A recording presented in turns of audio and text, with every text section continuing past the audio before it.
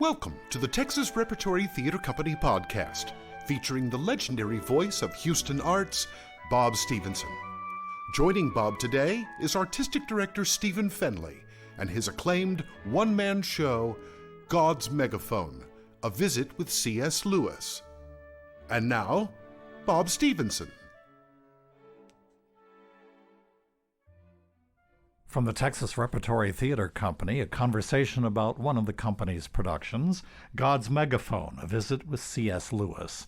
I'm Bob Stevenson. With me is the artistic director and founder of the Texas Repertory Theater Company, Steve Fenley, who also happens to be the compiler, author, and 100% of the cast of the show, God's Megaphone. Steve, look forward to talking to you about this show. Thanks, Bob. Thanks for having me.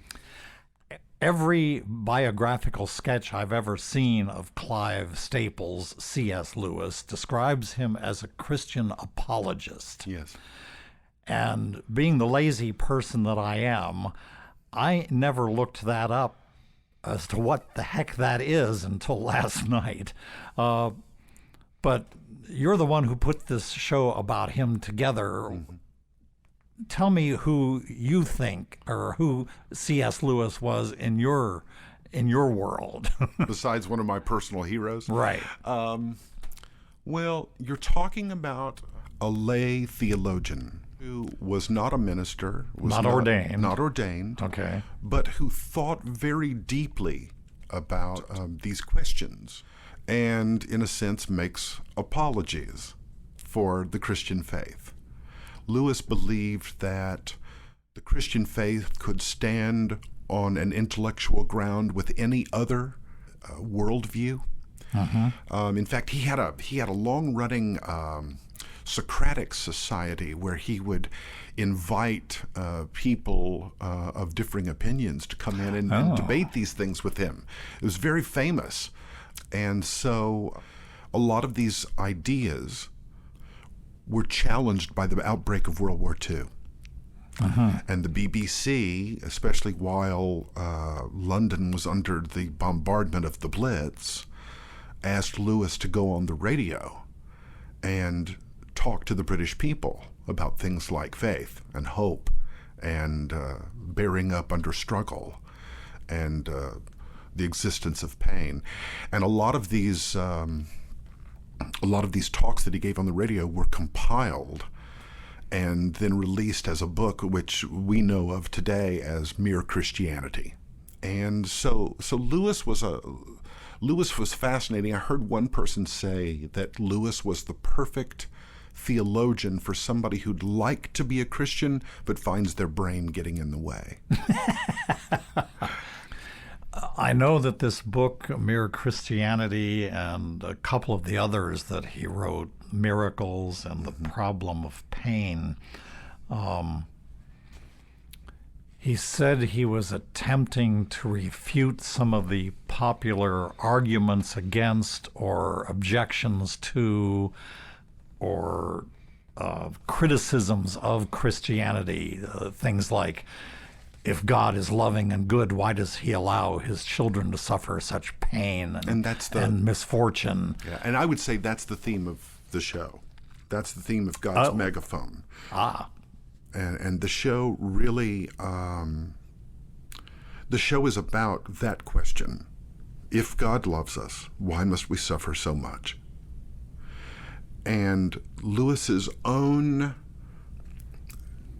confidence in his answer is challenged when he goes through a personal tragedy in losing his wife. Yes. You know, he was a bachelor until he was almost 3 years old. Yes. And finally finds love, and within a couple of years, she's taken from him. And in a sense, the real touching thing about God's Megaphone is that we watch Lewis's faith. You know, the rubber meets the road at some point, right? It's all fine and well as long as it's an intellectual exercise. It's another thing when you're in the middle of it and you're dealing with it. And he comes out of that with if it's possible, even greater wisdom and clarity. And we'll talk about that some more in a few minutes. I think we've very well covered the Christian apologist / lay theologian aspect of his life and work and his career, especially this notion that he tried to come up with intellectually rigorous, based on thought and fact and logic, answers to these theological questions. Right. But I think if the name C.S. Lewis means anything to most people, it's as the author of either the space trilogy, the Yes. 3 science fiction books, the most famous of which is Out of the Silent Planet, Yes. or the sequence of 7 young people's fantasy novels that go under the generic title of The Chronicles of Narnia, Yes. of which the first book in that series, The Lion, the Witch, and the Wardrobe, is also the most famous. Do you go into that side of his personality in the show? So there was a lot of material that I cut out. It took me a while to kind of compile the first draft, and his writings are so prolific. There's so much material, and it goes so many different directions. A lot of people don't know this, but he wrote the introduction to medieval literature in the Oxford English Dictionary. He was a professor of medieval literature at Oxford. And so he wrote the introduction to that. A lot of people don't know of all the scholarly work he did apart from, his more popular things. I look at the list of his scholarly interests starting from when he was a kid. Old Scandinavian legends, Norse and Icelandic. Then after that, and this was when he was a teenager. Right. After that, Greek mythology and literature. Then when he became of college age, he got interested in Irish mythology and literature and Celtic mysticism. This was during the period when he was an atheist. Yes. And then he taught first at Oxford Greek and Latin literature and philosophy and ancient history and English. And then he was appointed to England's other oldest and most prestigious university, Cambridge. That's right. Where he taught medieval and Renaissance literature. Yeah. Ain't one of those that's an easygoing area of endeavor. No. And it's fascinating, too, his interest in myth. You talked about the fact that he was an atheist. He was an atheist well into his late 30s, early 40s. Yeah, from age 15 until Well, he lost his mother. late 30s, yes. And it soured him. In his book, Surprised by Joy, which is his own telling of his own conversion to Christianity. Yes. He said, I was utterly convinced that God didn't exist, and I was very angry at him for not existing. I thought that was a wonderful way to put things. That idea of myth is the way. A lot of people don't realize that J.R. Tolkien actually led him to Christ.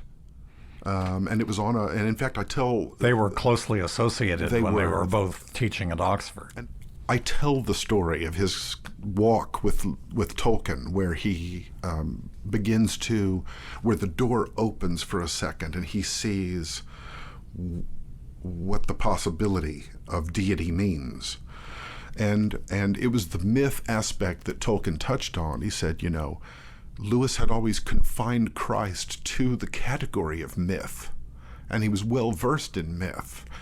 And Tolkien got him to see that, yes, it is myth, but it's myth that became fact. And Lewis began to think about that, and he said, I went home that night and I began to reread the New Testament critically. And so it just cracked the door open, and he began to think really deeply and critically about that, and that was the beginning of his journey toward faith. I was interested in how you said Tolkien said that. That the myth existed first, and then the reality came. Yeah, afterwards. Well, then, for instance, the myth of Odin. There's no evidence that Odin ever walked the earth. Right. But we know that Jesus Christ walked the earth. We know that he was crucified. He was raised from the dead, and almost 500 people witnessed him ascend into heaven. We know that happened. And what Tolkien was trying to get him to see was that that's where myth became reality. And like I say, that just kind of cracked the door open. And he didn't go to Christianity immediately. He became a deist. Yes. He began to accept the idea that God existed. And as he describes it... Didn't have to be mad at him anymore for not existing. That's right. And I think he said, the next day I was driving to the zoo and I suddenly believed that it just took opening that door that was not only shut, but that he'd been holding shut for years. Paul was on his way to Tarsus. Lewis was on his way to the zoo. That's a perfect example. To get back to what you asked about before, you were asking about whether the Narnia, any of those things. Strangely enough, in the question and answer session that I do, I get a lot of questions about that space trilogy. That was both that and the Chronicles of Narnia. Right. Okay. Most of what I cover in the show is the nonfiction. And so the fiction work is the Screw Tape Letters that I kind of focus on in the show. Well, let's talk about that a little bit. Okay. Probably second only to the Chronicles of Narnia is this book, The Screw Tape Letters. Mm-hmm. Remind us what's going on in that short book. Yeah, and the Screw Tape Letters, incidentally, his picture's on the cover of Time magazine for the Screw Tape Letters. The Screw Tape Letters is a piece of satire. As Lewis said, he was considering objections to the Christian life and decided to put them into the form of, that's what the devil would say. And so the Screw Tape Letters is a series of letters from Screwtape, who is a senior demon, to his nephew Wormwood, who's sort of an apprentice demon. And it's giving him advice on this patient of his that he's trying to turn away from faith, and it's an astonishing little book. I read it probably every other year, and I literally gasp turning the pages that he knows me so well, that he's writing about my experience. But Wormwood is trying to turn a new British Christian fellow away, yes, who has just converted to Christianity, yes, and is known only as the patient, turn him away from the path of God. That's right.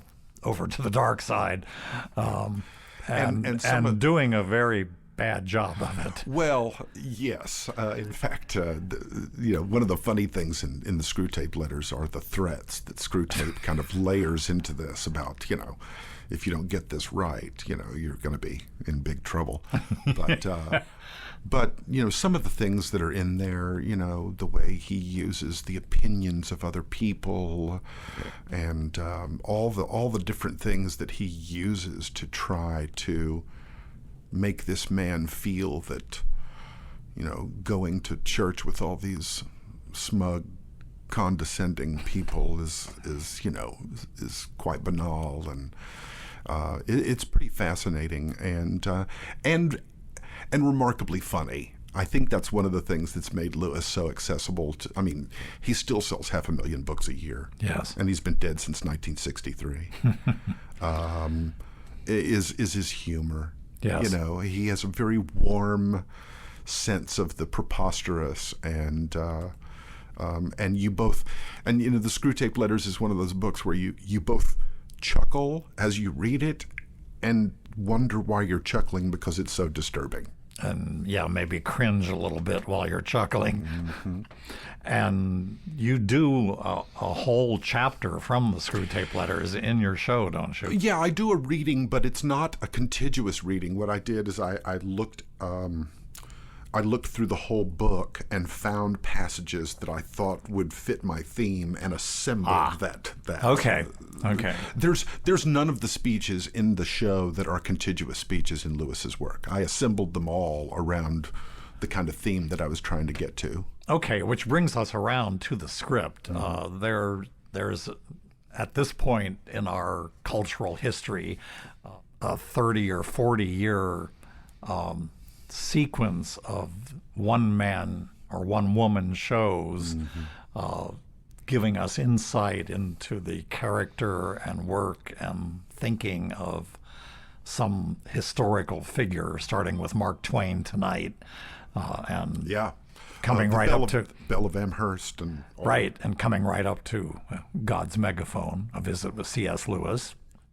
Are all the words that you speak as C.S. Lewis in this? You play C.S. Lewis in the show, and are all the words you speak taken from his writings and speeches and radio broadcasts and books?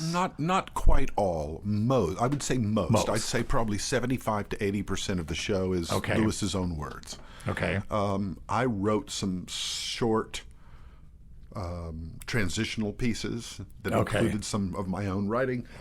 Years ago, I played Lewis in a production of Shadowlands, and there's a couple of passages which is a play about C.S. Lewis, right? Biographical play, yeah. And there's a couple of passages that I adapted from that as well. He was such an intellectual, as we were talking about before. When I ran through the list of the fields that he immersed himself in, staggering, starting when he was a kid, and yet the BBC asked him to speak to the people of England when they were in the midst of the Blitz in World War II. So he wrote fantasy novels for children and other books that sold millions of copies. So he must have had some gift for communicating pretty high-level thinking with the ordinary person on the street. You put your finger right on it. I think that was his gift. His gift, and the reason why he has remained relevant is his ability somehow to speak to the average person about very complex, almost mystery-type issues in a way that makes sense to them. That was his particular gift, was his ability to reach people where they were with answers, with credible answers to some of the most difficult questions about what it takes to be a Christian. And I just can't even imagine the number of people, me being one, whose lives have been, positively affected by this man who none of us knew, who wrote so long ago. He wrote things during World War II that seem prophetic now. That he had some kind of insight into the human heart and how we struggle and what we long for, and he was just able to put his finger right on that. It's quite amazing. So the way this one-man play is set up is that it is a visit with C.S. Lewis.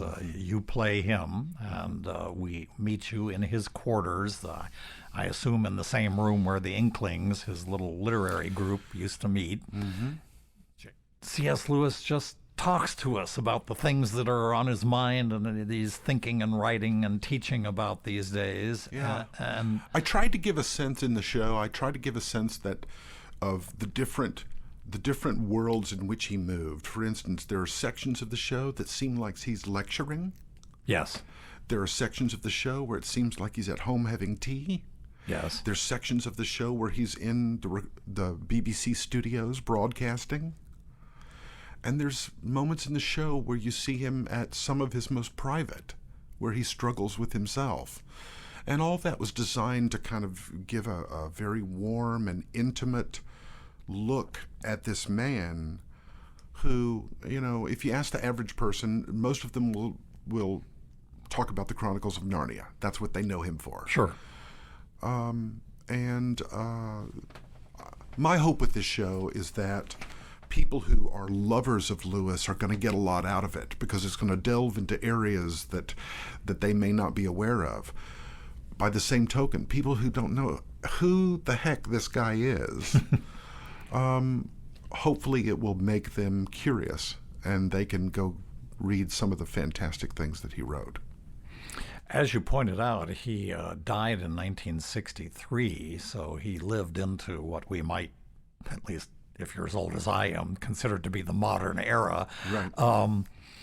Did you look at any film or listen to any recordings of his speeches or broadcasts in order to kind of get, I know you've been a student of his writings for Right. many years, but did you try to get a sense of the man himself from any of the documentation of him? Yeah, there's only one known recording of his voice, Really? and that is a lecture that he gave on the four loves. You know, in English we have one word, and in the Greek there's four. Yes. And he gave an extended lecture on that was recorded in the early days of the BBC when they had recording ability. And I did listen to that. But, you know, he was Irish. Yes. And so he was very concerned that if he allowed his Irishness to come through in his voice, that he would not be taken seriously by the academics. And so he worked very diligently over his life to be very, very proper English with the way he spoke. I see. And so, you know, that's just kind of an interesting thing. You know, you were talking about the fact that he got into some very heady subjects at a very young age, at the age of 15. He was sent by his father after his mother passed away. He was sent by his father to study with an Irishman, and I'm so sorry I don't remember his name, but Lewis called him the Great Knock, because he would ask questions, and he said it was like knocking on his forehead. And so he called him the Great Knock, because this teacher would always ask him these questions that would take him hours of thought to kind of get through. Wow. And that kind of intellectual challenge was what inspired him and kind of kept him moving. Through the early stages of the show, we get these insights into where he's coming from as a writer and a scholar and a Christian, what he's working on and thinking about these days.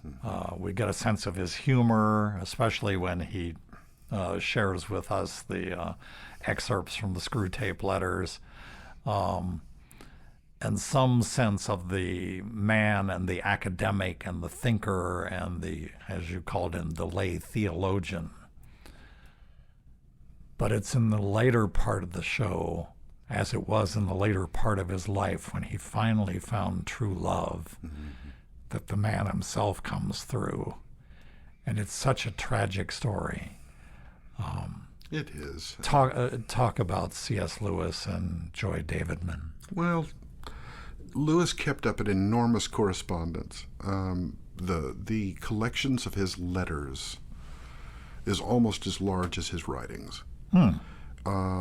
And he corresponded on an ongoing basis with people all over the world who would write to him, and he would take the time to sit and write back. Joy Davidman was an American poet, and she began a correspondence with him. And Jewish and married. She was Jewish, atheist, divorced. I mean, almost every box you could check in the 1960s against. But there was something about the cast of her mind that Lewis was attracted to. In fact, he said in writings to other people that her letters were quite not like any of the others he'd received, that somehow she seemed to know him. And they wrote and wrote and wrote, and at one point, Joy Davidman came to England, and they met for tea. Seemingly, that was the end of it. But she was in an abusive marriage, and got a divorce and wanted to live in England.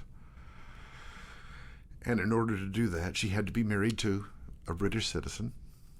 And so Lewis, as her friend, decided that he would marry her and so that she could live in England. So they had a little civil ceremony and made it legal, yeah. That's right. And within a year and a half of that taking place, she was diagnosed with bone cancer.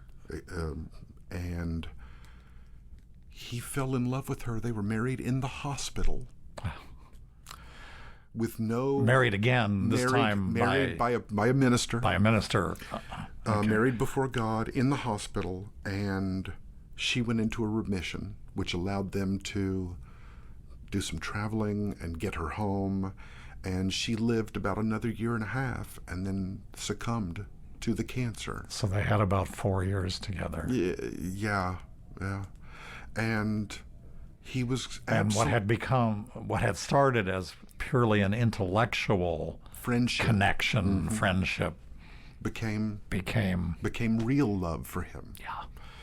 And then, of course, and then she died. It just crushed him. It just crushed him in a way that, he'd been in the trenches in World War I, had been wounded in battle. Nothing in his life had kind of prepared him, because he had a very quiet existence. He lived as a bachelor with his brother. Professor at Oxford and Cambridge. He was quite. In fact, in the show, in the first speech of the show, he has a little line where he says, the subject of my talk tonight is love, pain, and suffering. As a comfortably situated middle-aged bachelor, I must be quite an authority on pain and love. Would you have thought, right? Right. But and had to come to a personal reckoning with his own ideas about pain and suffering and the meaning of it, and it's very touching to watch a person go from intellectual to experiential. And that's the thing that if I can communicate that at the end, that I find that very touching and very human, that it took something like that for him to go through that, to come out at the end with a faith that now has stronger feet than ever before. Mm-hmm. And out of that came a very significant book in which he described his own pain. That's right. A grief observed. Yes. And he was so ashamed by it that he actually published it initially under a pseudonym. Right, because he didn't want to turn off his audience for his other stuff. And he truly did struggle.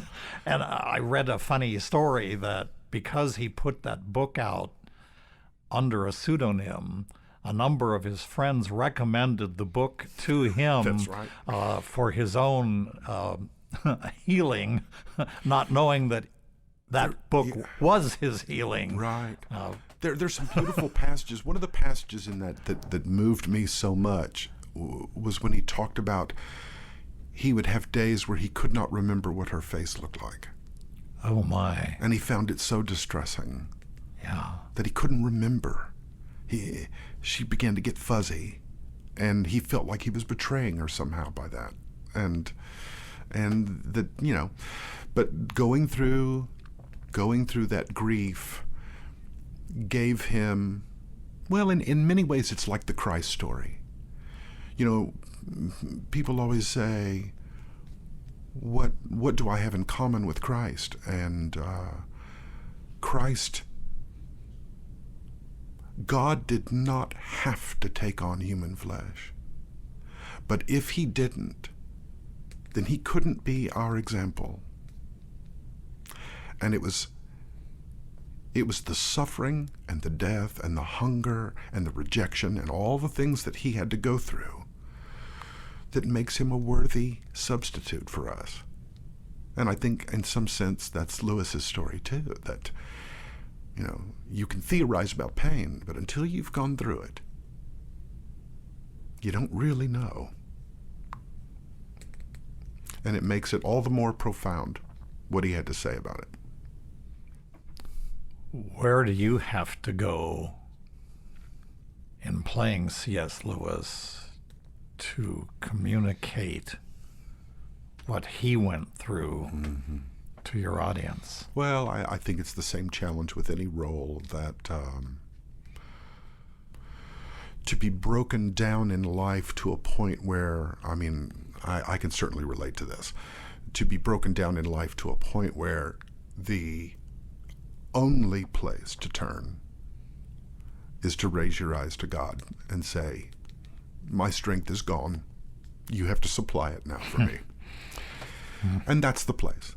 That's the place where the end of the play lives, is in that place where, it's very easy to talk about walking by faith until you have to step in the real bottom of the mire and not knowing if you can pick your foot up again.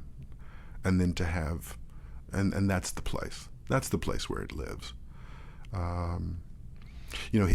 Lewis says in the show, he says, self-sufficiency is the enemy of salvation.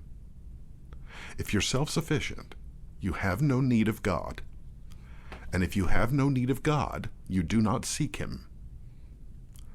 And if you do not seek him, you will not find him. At the point of need where he has nothing left, that's where he finds him. That's where the confirmation of his entire life's work comes, when he knows that he's not led people astray. He's given them the hope. And therefore now has some himself. That's right. Steve Fenley is the founder and artistic director of the Texas Repertory Theater Company and the compiler and entire cast of the play God's Megaphone, A Visit with C.S. Lewis. Thank you for talking with us about it, Steve. Oh, thanks so much, Bob.